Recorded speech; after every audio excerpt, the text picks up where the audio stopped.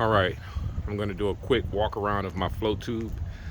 I get a lot of people who see me on it and ask me different particulars, so I'll go over a few things. So I have a Cumberland float tube. This one is rated to hold up to 300 pounds.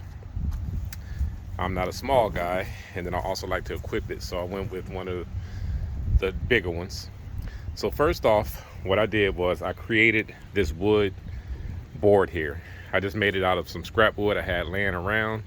Any flat piece of wood pretty much will work. And then I took it and I mounted or attached some Velcro straps to the wood so that I can wrap it around the tube chambers, and that's what holds it in place and it keeps it very sturdy. I put a 15-pound trolling motor on here, just something small and lightweight that I can move around the water with. Just in case I want to go distance, I don't have to paddle or kick my legs the entire way. Then I put this anchoring system on here where all I do is turn the knob, that drops the anchor down, and then when I want to, I can just reel it back up. And if anybody has been on a float tube, you know that sometimes you want to anchor in one spot, especially if you find a good spot where the fish are and you don't want the current blowing you around. Then of course I attached a few pole rod holders on here, just in case I'm crappie fishing and I just want to sit over top a brush pile. Then I added some PVC pipes here. This is for carrying extra rods or tools that I may need. Sometimes I like to bring up to 4 rods with me. And so if I have 2 in the fish holders, I can have an additional 4 rods there if I want to, or I can just put all 4 rods there to just carry them around. And then I put an extra hole for my net, of course. Then with the supplied attachments on the Cumberland, I just put on my minnow bucket because sometimes I like to use live minnows. And then of course, you're gonna have a place to put the fish. So I attached a little fish basket for that. Now back here is where I keep my two 12-volt batteries to run my trolling motor and my depth finder. I always bring along an air pump just in case my chambers start to get soft. I can always pump them back up. Now also, anyone who's ever been on a float tube know that it can get hot out there.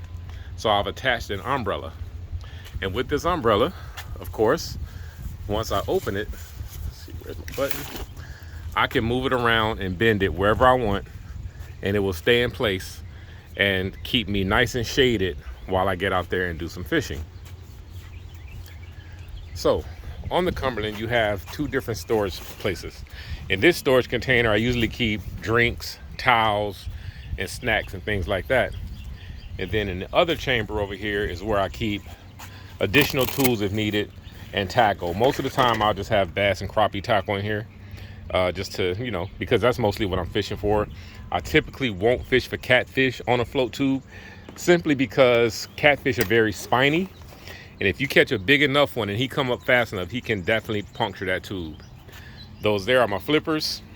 Because I have a trolling motor, I mostly wear flippers just in case the batteries die, but also for turning around and spinning, you want to always make sure you have on some flippers. Now I have a Garmin Striker on here. Some people will say that's a big device for a little float tube, but to me, the bigger the better. And basically I just mounted it to an old toolbox that I had laying around. It made it perfect. I zip tied everything down so everything is nice and sturdy. And when I take this thing out, I'm telling you, I catch more fish on this than I do on my bass boat. And another thing I like about it is it keeps me cool, because if I'm not wearing waders, my legs are actually in the water, and so I stay pretty cool. Now the other thing that I really like about this is it fits right in the back of my SUV. I have a Suburban, and I can just literally just slide this thing right into the Suburban without taking anything apart, get down to the dock, pull it right out, get on the water, and I'm gone.